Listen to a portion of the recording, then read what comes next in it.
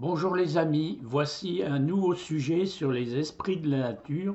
Ce sera sur les fées pour cette fois-ci. Bonne vidéo.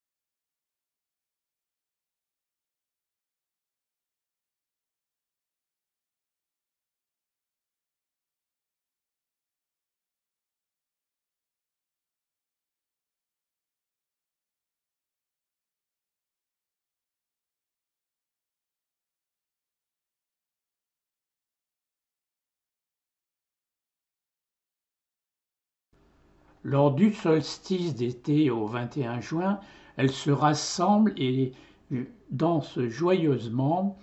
Elles font des cercles avec des fleurs ou des champignons. Et il faut se méfier car on peut être capturé dans ce cercle.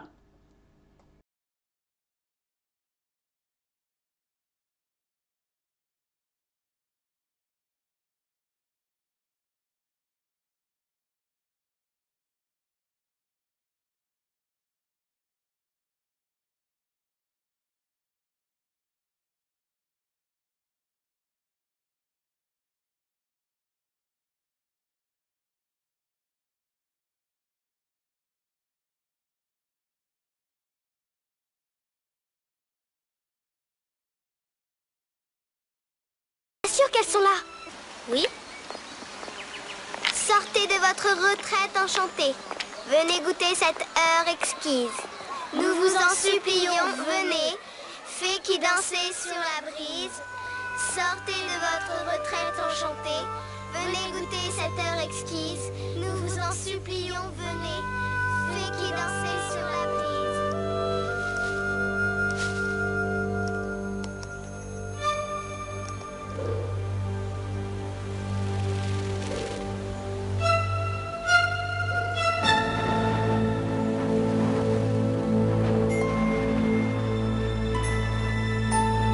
Quelque aperçu d'images de fées différentes.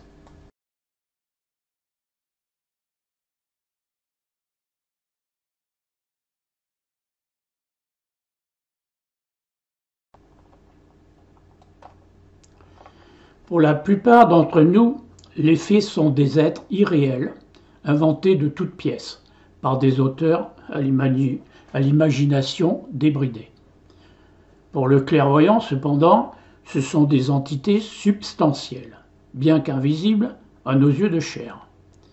À voir vivre ces créatures étonnantes, on ne peut s'empêcher de noter les similitudes qui existent avec les jeunes enfants. Elles partagent en effet innocence, énergie et faculté d'émerveillement. Ceux qui sont assez fortunés pour s'en faire des amis sont payés en retour d'un amour et d'une confiance illimitée. Les fées n'ont pas vraiment le sens de la possession ou des sentiments de peur ou d'envie. Elles sont réalistes, n'ont aucune illusion et sont très directes. Elles n'ont rien à dissimuler. Elles acceptent les choses désagréables comme un mal nécessaire, faisant partie d'un ensemble beaucoup plus grand, fait d'amour et de bonté. C'est sans doute chez les fées que l'on retrouve le plus de variété en ce qui concerne la couleur et la taille. Des étincelles électriques s'échappent sans cesse de leur corps, de leurs doigts et de leur tête, et c'est souvent la seule chose que les clairvoyants perçoivent d'elles. Comme pour les gnomes, elles prennent souvent forme en s'inspirant de ce qui les entoure. Ainsi, elles peuvent se pourvoir d'elles ou d'autres attributs, mais ces formes ne sont pas réelles, étant comme des courants d'énergie éthérique qu'elles modèlent selon leur volonté. Celles d'entre elles qui vivent dans les voisinages des hommes s'inspirent d'eux et des idées qu'ils entretiennent à leur sujet pour se parer d'habits particuliers.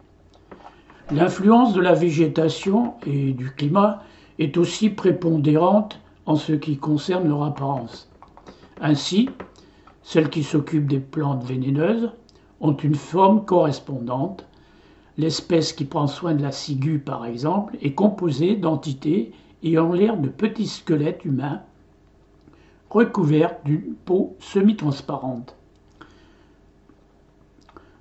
Nous avons dit plus haut que les fées étaient plus colorés que les gnomes, mais ce n'est pas là la seule différence. Leur corps est aussi plus subtil. Là, comme partout ailleurs, plus le degré d'évolution est élevé, plus le véhicule d'expression est sensible. Même si la tâche est difficile, à cause notamment du nombre incalculable d'espèces différentes, une fée commune des bois et des jardins œuvrant à la surface du sol. Ces fées ne sont ni les plus évoluées, ni les plus primitives.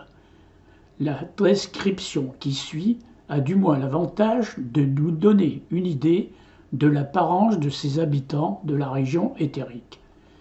Malgré la différence de taille et de teinte, ces fées se retrouvent sur tous les continents. Celles qui vivent en Nouvelle-Angleterre mesurent environ 75 cm, sont de couleur verte, ont un corps svelte et une grosse tête en proportion du tronc. Même si leur corps est éthérique, leur forme est assez définie et durable. Leur corps est formé de deux densités d'éther. Une partie plus dense forme le corps proprement dit et est de couleur vert émeraude. Tout autour, la matière devient plus ténue, plus pâle, et la vie ne semble pas s'y manifester avec autant d'authenticité. Leurs déplacements sont motivés par leur désir, leur corps répondant immédiatement sans l'intermédiaire des nerfs ou des muscles. Leur structure organique est simple. Leur principal organe interne est un centre palpitant et irradiant, à peu près au même endroit où se trouve notre cœur. Il est de couleur or et émet de la lumière. Le pouls de cet organe varie selon les activités. C'est un centre vital qui fait circuler des courants d'énergie dans tout le corps. Contrairement à nous, leur être n'est pas centré dans la tête, mais dans tout le corps. Quand il arrive, en de rares occasions, de penser, leur tête rayonne de la même lumière, or que leur cœur. Elles n'ont pas de système digestif, mais possèdent néanmoins une bouche ainsi que d'autres organes faciaux. Elles sont extrêmement sensitives. Elles possèdent 2 yeux, et bien qu'il arrive quelquefois de se tourner vers un objet afin de le regarder, elles peuvent aussi en être conscientes sans avoir à y diriger le regard, leur corps ressentant les vibrations émises par l'objet en question. L'ouïe et l'odorat sont aussi généralisés. Les fées réagissent fortement au son, à la musique, et sont parfois pourvues d'orifices auditifs, quelquefois d'oreilles pointues, mais elles semblent percevoir le son par tout leur corps, leurs oreilles ne servant qu'à son interprétation. Chez la fée ordinaire, les traits faciaux sont fort rudimentaires. Les yeux ne sont pas bien définis, et elle n'a ni cils ni sourcils. Elle a souvent une protubérance à la place du nez et une simple ligne à la place de la bouche, ligne qui se courbe légèrement quand elle exprime son désir. Elle ouvre rarement et ne semble pas posséder de dentition. Sa figure est surmontée d'une jarre de tignasse verte ayant l'apparence de la fourrure ou de la mousse. Quand on la regarde de côté, sa tête est presque aussi large que son corps et elle semble dépourvue de cou. Ce genre de fée des bois a souvent de longues jambes et un corps trapu, soit un corps allongé et de courtes jambes. Elle se déplace en flottant, mais il lui arrive aussi de sautiller et même, selon l'espèce, de voler sur une courte distance. Ses mains et ses pieds n'ont pas véritablement de doigts, mais cela ne l'empêche pas d'être gracieuse, svelte et agile. Toutes les fées ont de plus la possibilité de changer leur forme temporairement en se concentrant, pouvant ainsi se faire toute petite, de 10 à 15 cm, ou très grand, de 1,50 m à 1,80 m. Comme il est dit précédemment, les couleurs changent d'un endroit à l'autre. La fée commune de la Nouvelle-Angleterre a un corps vert et une figure belge, tandis qu'en Floride, elle est quelquefois rayée horizontalement de rouge et de violet. Dans le sud de la France, il y en a de jaunes rayés de vert, des bleus, des roses, etc. Les couleurs étant plus brillantes dans les régions tropicales. Comme nous l'avons mentionné en parlant des gnomes, les esprits de la terre ne vivent que quelques centaines d'années. Ce qui rend une description générale encore plus difficile. Il arrive donc que des espèces entières disparaissent suivant les variations de la flore ou les besoins nouveaux que requiert la nature. Ainsi, on peut apercevoir en l'an 2022 que beaucoup d'entités s'en vont suite à la déforestation, aux vastes épidémies et des inondations. On dit par exemple que les fées décrites par Drayton et Shakespeare ont disparu d'Angleterre au début de notre siècle. Quels sont leurs degrés de conscience ? Les esprits de la Terre savent les choses en les voyant. Pour eux, aucune émotion compliquée, aucun complexe, aucune idée profonde. Même si leur corps le plus avancé est fait d'éther chimique, il en est parmi eux qui sont pourvus d'un embryon du corps du désir, et quelques rares chercheurs disent même que les plus évolués auraient une réflexion de corps mental. Leur action semi-consciente étant guidée par une combinaison d'instinct et de raison.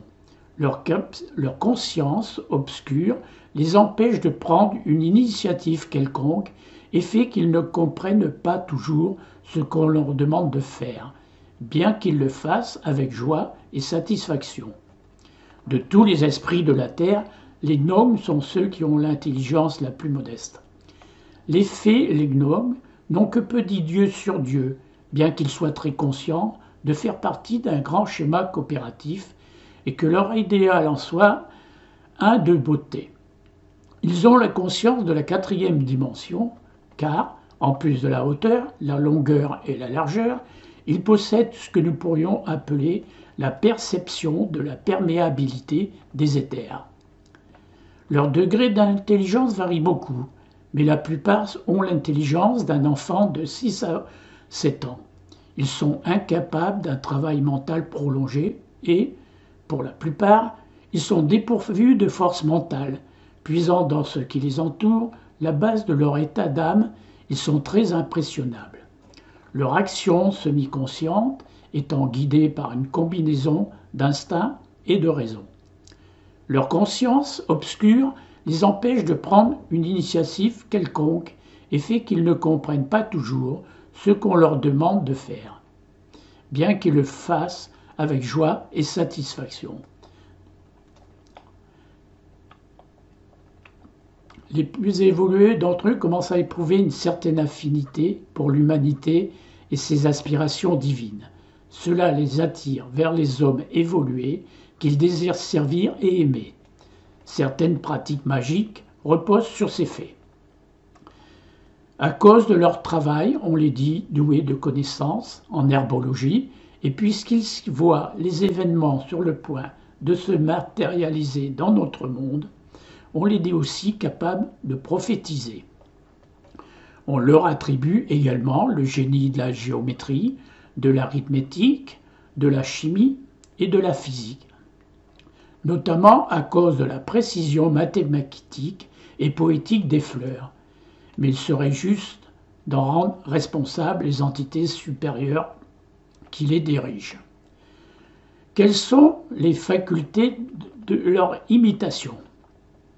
Une particularité étonnante que partagent les fées et les gnomes est leur incroyable faculté d'imitation. Doués d'un grand pouvoir de gesticulation et d'une habileté innée à faire des mimiques, ils sont de grands acteurs. Ceux qui côtoient les sociétés humaines sont même venus, par imitation, à intégrer dans leur vie des comportements sociaux qui leur sont tout à fait inutiles.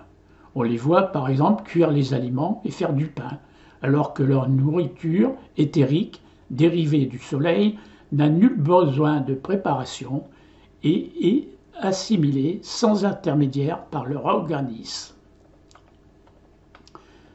Un autre exemple de leur faculté d'imitation a rapport au langage.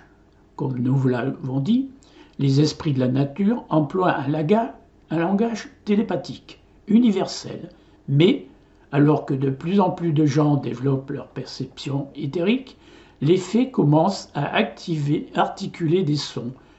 Plusieurs investigateurs disent avoir entendu des chants et même quelques mots. Alors, quels sont leurs jeux? Pour plusieurs d'entre nous, les entités supraphysiques sont auréolées de majesté et de sérieux. Pourtant, l'humour, la bonne humeur et la joie sont aussi présents dans les mondes spirituels. Et les esprits de la Terre en sont peut-être les meilleurs représentants. C'est en les voyant jouer que l'on peut se rendre compte à quel point leur contentement est semblable à celui des enfants. C'est au jeu qu'ils manifestent le plus haut développement, car leurs divertissements sont l'expression de leur propre pouvoir créateur, par lequel, pour de brefs instants, ils commencent à éprouver un faible sens d'identité spirituelle véritable.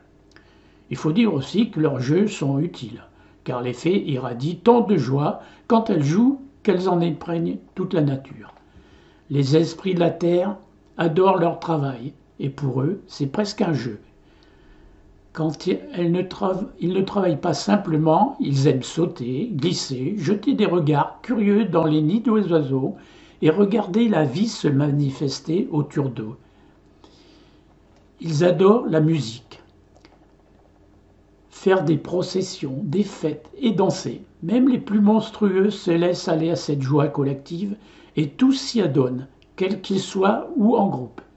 Ils aiment tant la danse et la musique qu'il leur arrive de souffler des airs aux oreilles des musiciens.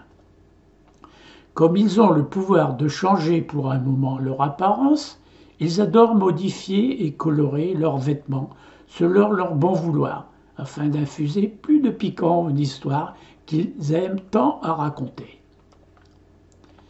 Les plaisanteries foisonnent chez le petit peuple, possédant un certain pouvoir hypnotique de suggestion sur les animaux.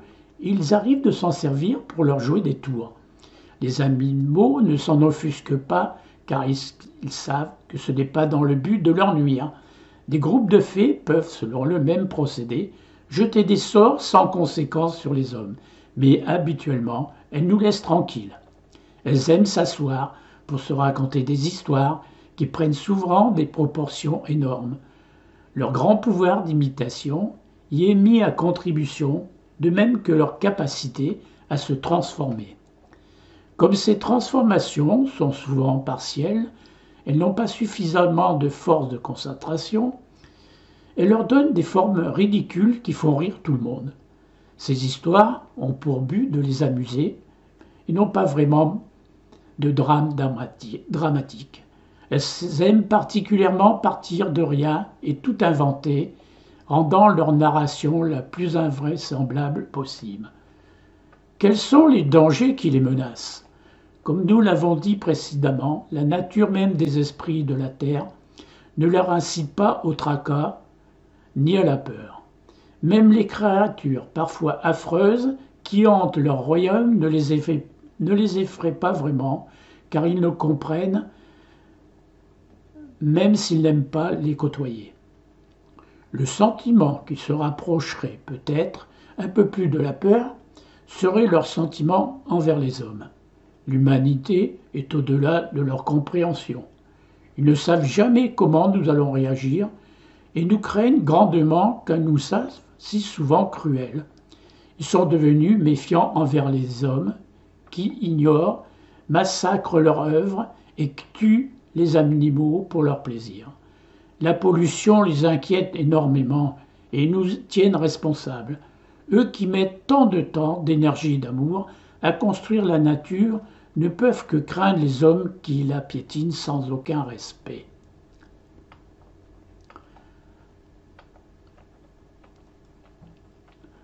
La fête des fées.